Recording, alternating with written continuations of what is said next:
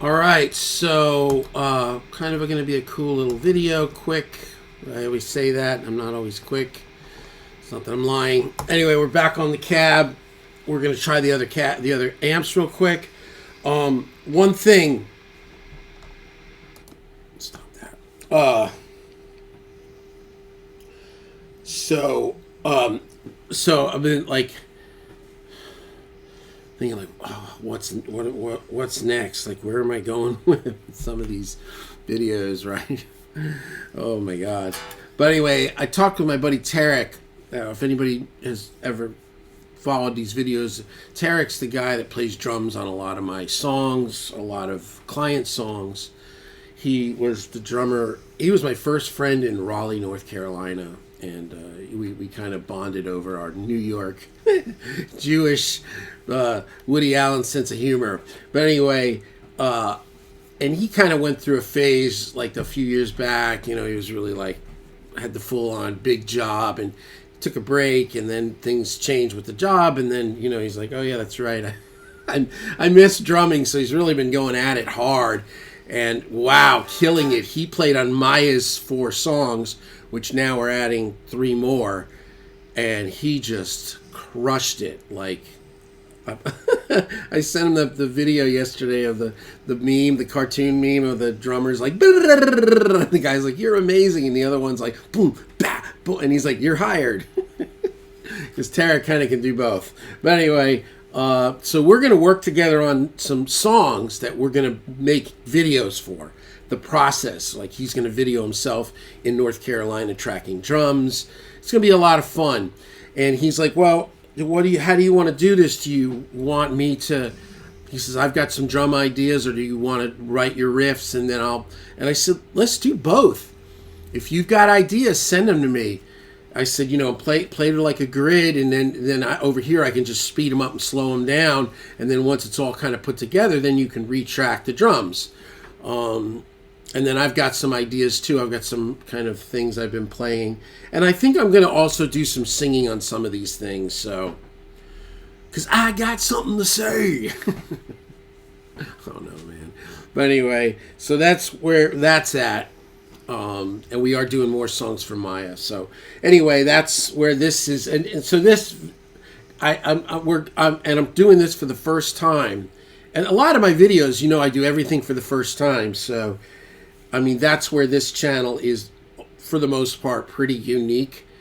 I feel like most other channels, everything's kind of dialed in, and then they're like, okay, let's set up cameras now. This is like, no, it's like, this is like raw. So anyway, now we've got our cabinet. So here's the original track from yesterday, which I'm totally digging. This is the G75 Vintage 30, UK Vintage 30 X pattern in a 1960B with the Les Paul in the 70.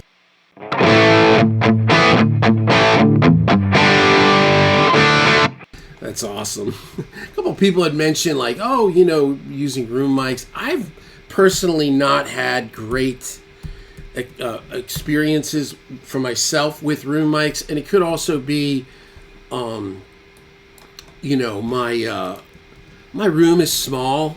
You know, it's like maybe it's just not really room mic material. And then somebody said, oh yeah, it's like,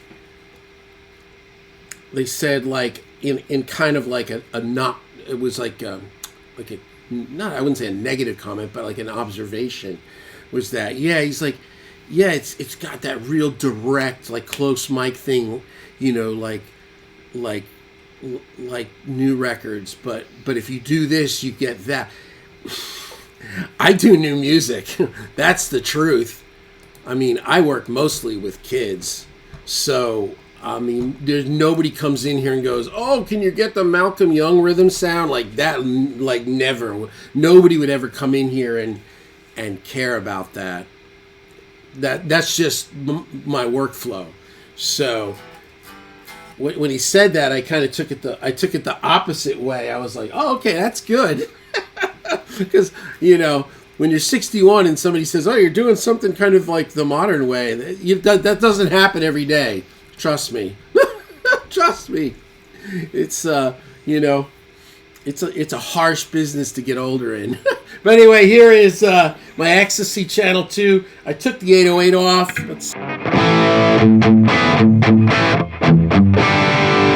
Also just leveled out the top end on the equalizer. Let's just see what happens.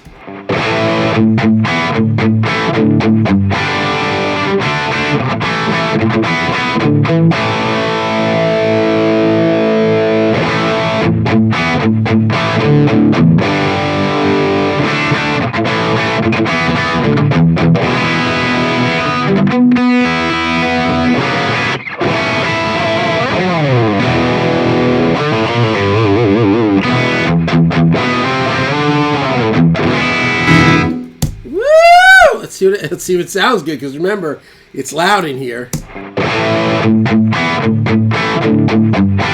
Yeah, so you know, the thing too is that these pickups are low output, so I'm going to tuck a little bit of that top. I think with the Les Paul. Put the 808 back on.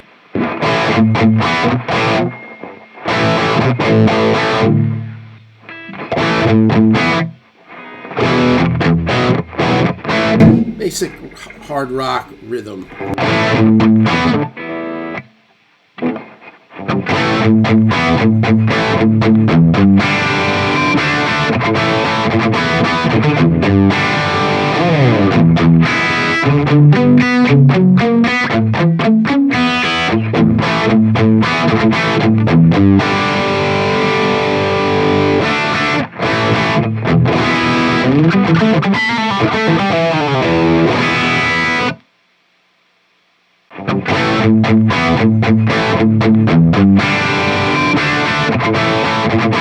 Yeah, nice.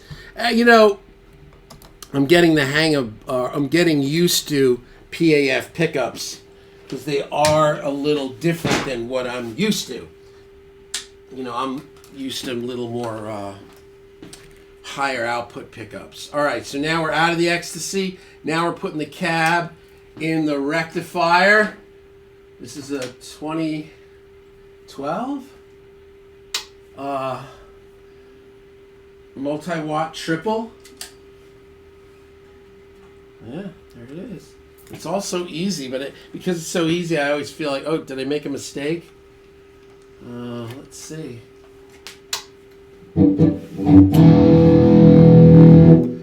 So we'll do a little channel 2 and then I'll switch. So channel 2 is vintage mode. Channel 3 is modern mode. No 808. And I did tuck in that little top on the...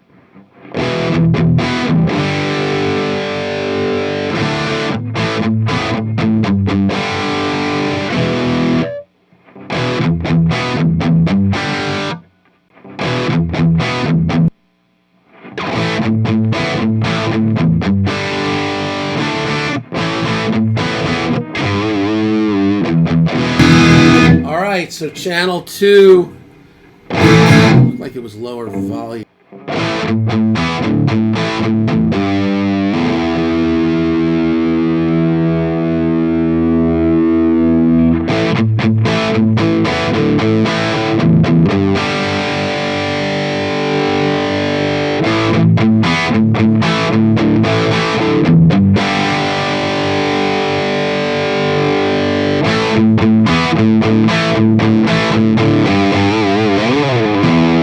Alright, channel 2, vintage mode.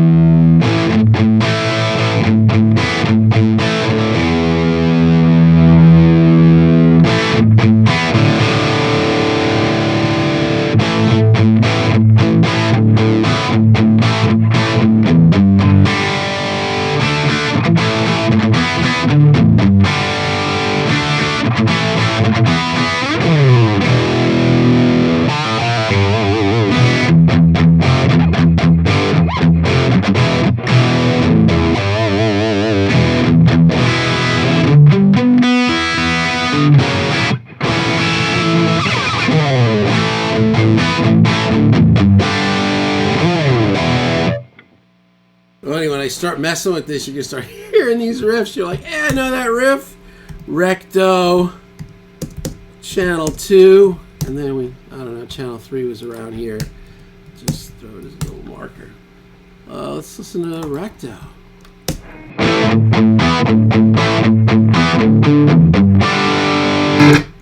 Ecstasy. And channel 3 on.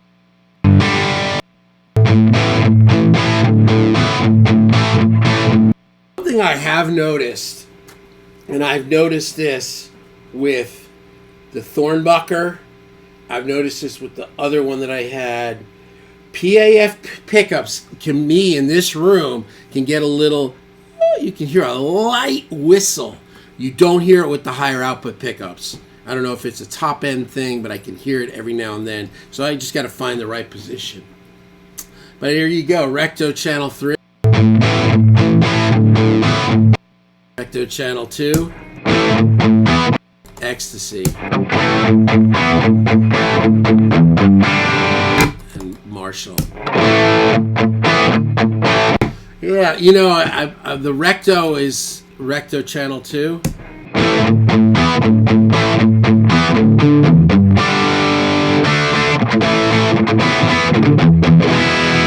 And channel 3 modern. Yeah, so you know, I mean, Recto is this even a thing for me anymore? Though I do know that let me shut that off. That Derek Wells uses a Recto on some of that modern country, like the in the background, but I don't know. I don't even know if that's a thing. All right, we're gonna try one more thing. Channel 2 of the Matchless.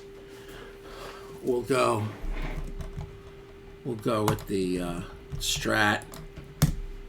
Matchless Strat. Oh, this is it. Oh my gosh. Things are getting a little better here with my kids. Everybody seems to be doing better. I don't know, you know. Boy, this parenting thing is a trip. Today's the tote around all day because baseball practice got pushed back later. So I got to pick the kids up from school, bring my oldest home, and then to marching band. And then I've got to get all the kids in this area that are going to baseball practice, wrangle everybody up, and then go all the way far for baseball practice, and then get home probably around 8.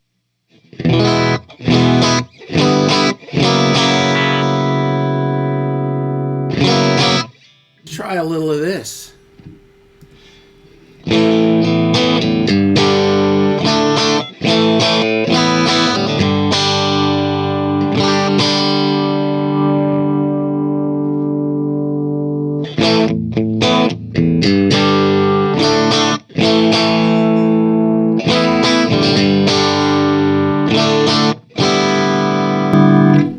Put the treble back. Yeah, let's get rid of that.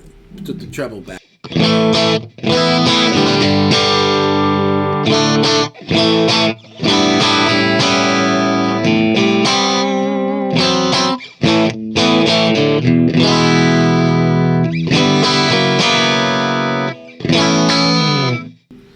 Let's hear that. So, you know, and this is now maybe not, you know, maybe not, I don't know, you know, Matchless, maybe sometimes the closed back 412 can be a little bit too tight. I don't know, maybe not. Here's the Matchless with the Strat.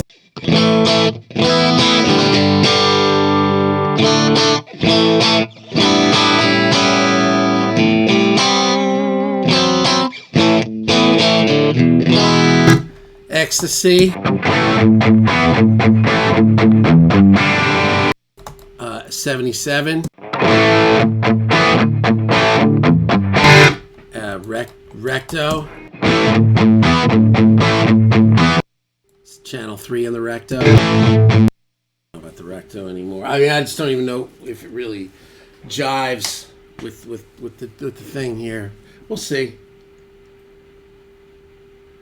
Somebody's got one of those Rev D40s for sale. Those seemed really nice. Kind of more what I'm into nowadays. Yeah, Ecstasy 77.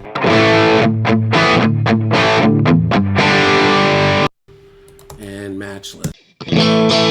Yeah, so it's gonna be good. It's good now. I mean, I just gotta make music. I just gotta make music. Recto Channel 2 Vintage Mode. I don't know. I don't know if maybe it's just not my thing anymore. Ecstasy. I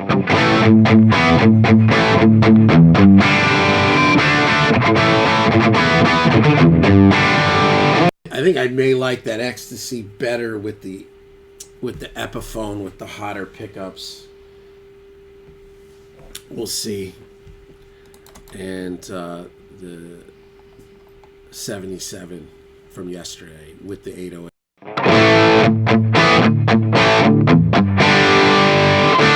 Yeah, that's just killer sounding. Ecstasy. Not bad. It needs carving. It's got, well, because I have it all set up for the IRs. Now I could drop the lows. I could change the EQ spectrum. Unfortunately, I'm once again failing miserably. Here's Ecstasy. Put a little EQ on the master.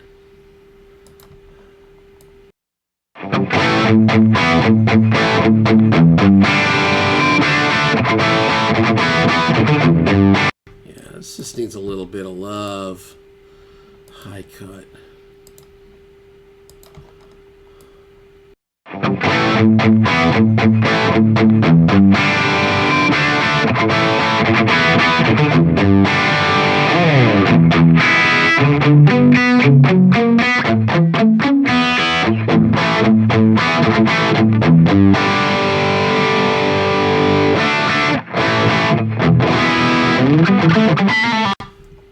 So this is just the G75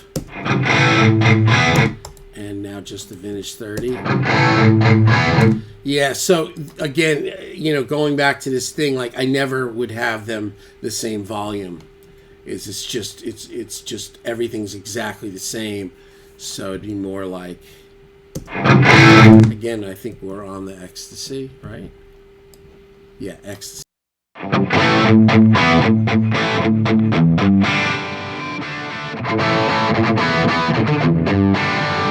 Yeah, so the Vintage 30 sounds more like heavy, like modern rock to me.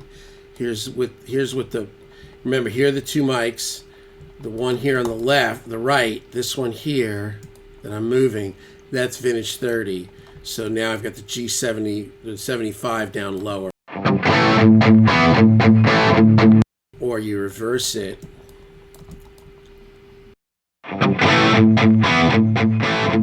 That's a little more like old school. Yeah, and then you would obviously EQ it to whatever blend. So if I was to do...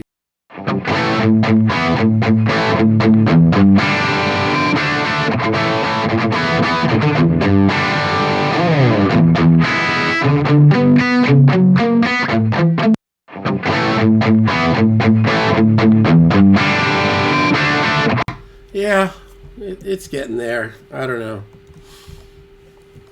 Inconclusive. What's the thing he says? What is it that the dude says from the Princess Bride? Inconceivable. I do not think you know what this means. Recto Channel 2. Channel 3. Recto's probably on its way out. Match. Yeah. So it's kind of bangy, but now I've got a good idea of what all this does. I've still got the IRs, which honestly, my friend was like, yeah, the IRs are better for the heavies. Of the cleans, I like the cab. But this whole setup, the way this is, I kind of like it the other way, be honest with you. But, right? So is this IRs? Yeah, these are IRs down here. This is Telly 77. Oh, yeah, right. So this is, right, 77 on the left, matchless on the right. Let me see if they're panned. Yeah, now they're panned. Now they're panned. Shoot, I'm sorry. Video from hell. Yeah, there you go. So, yeah, so here's Telly with 77 on the left, matchless on the right. I like that. Oh, and then here's the Burl. Yeah. All right. Anyway, that's it. Yeah, I don't know. I think I'm probably, I don't know if I'm done with the recto. I just don't know if I'm going to need it. I mean, I just basically got, I got everything that's coming up over the next 6 months is probably, I mean, you could back off all the gains, but then I just might as well use the 70s. Might as well just use something else. I don't know. We'll see.